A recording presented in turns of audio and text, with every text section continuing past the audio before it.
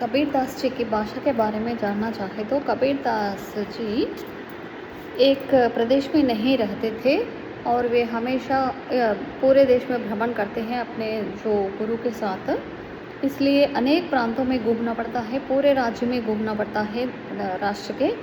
इसलिए पूरे राष्ट्र में रहने वाले भाषाएं अपना लेते हैं। जो साधु संत लोग होते हैं वह एक भाषा में नहीं टिकते हैं, अनेक प्रांत में घूमते हैं, अनेक भाषाएं, अनेक संस्कृतियां, समाजों में घूमते हैं, राष्ट्र के राज्यों में घूमते हैं। इसलिए अनेक सारे भाषाओं के जो समुदाय के जो प्रजाओं को और उनकी संस्कृति को और उनकी भाषाओं को भी अपनाते हैं।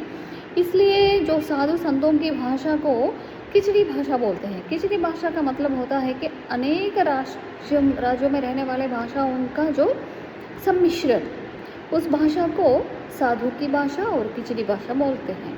कबीरदास की भाषा भी सदुक्कड़ी है। सदुक्कड़ी मतलब साधु लोगों की भाषा। इस भाषा में कबीरदास एक ही ग्रंथ लिखे हैं, उसका नाम है बीजक। बीजक में 3 भाग होते हैं, हम बात कर लिए हैं इसके बारे में, साकी, सबद और रामायणी। इसमें अनेक प्रकार के जो नीति और गुरु की महिमा के बारे में बताए हैं और ज्ञानवर्धक दोहे भी प्रस्तुत किया गया है। कबीरदास जी की जो समाज सुधारक दोहों के बारे में हम एक क्षण फरकने पर, वह आकार रहित राम की जो ध्यान करते हैं और नाम स्मरण का महत्व देते हैं कबीरदास जी। ये बोलते हैं कि राम नाम के पटंतरे देवे कौ कछु नाही, क्या लय गुरु संतों किए होश रहो मन मानी।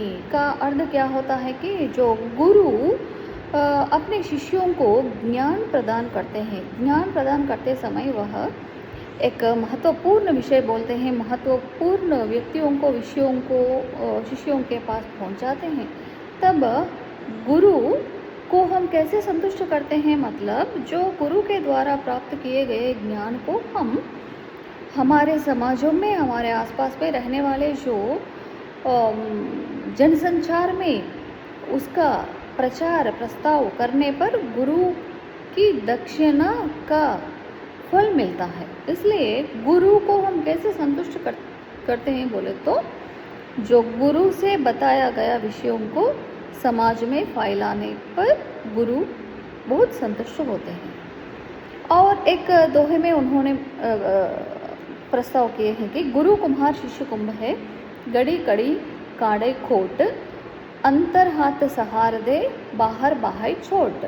गुरु कैसा होता है कि एक कुम्हार जैसा होता है। कुम्हार गड़े बनाते समय महीन मिट्टी को चुनते हैं और महीन मिट्टी में रहने वाले धूल धूसरित और पूरे कूड़े करकट को दूर करते हैं और महीन मिट्टी से गोल गोल गड़े बनाते हैं। कच्चे गड़े को अंदर हाथ के सहारे, बाहर एक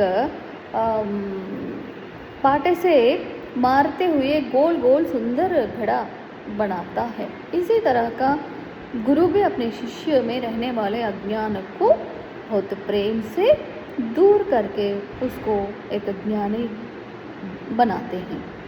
और एक दोहे में कबीरदास जी कहते हैं कि मनीषा जन्म दुर्लभ है, देहना बारंबार, तरवर थाई फल जड़ी, पड़िया बहुरी न लागे डार। वे कहते हैं कि कबीरदास के अनुसार मनुष्य का जन्म एक ही बार प्राप्त होता है। उसी जन्म में ही जो सत्कर्म, जो करने का कार्य हो तो कर सकते हैं, फिर दोबारा मनुष्य का जन्म प्राप्त नहीं होता है। जैसे कि वे उदाहरण भी देते हैं कि एक उत्तम तरवर पेड़ से नीचे गिरने वाले फल फिर उसी स्थान को पेड़ पर प्राप्त नहीं कर सकते। उसी तरह का मनुष्य का जन्म भी बहुत उत्तम होता है, उसी जन्म में अपने पूरे सत्कार्य करना पड़ता है। यह कबीरदास जी का मंतव्य है।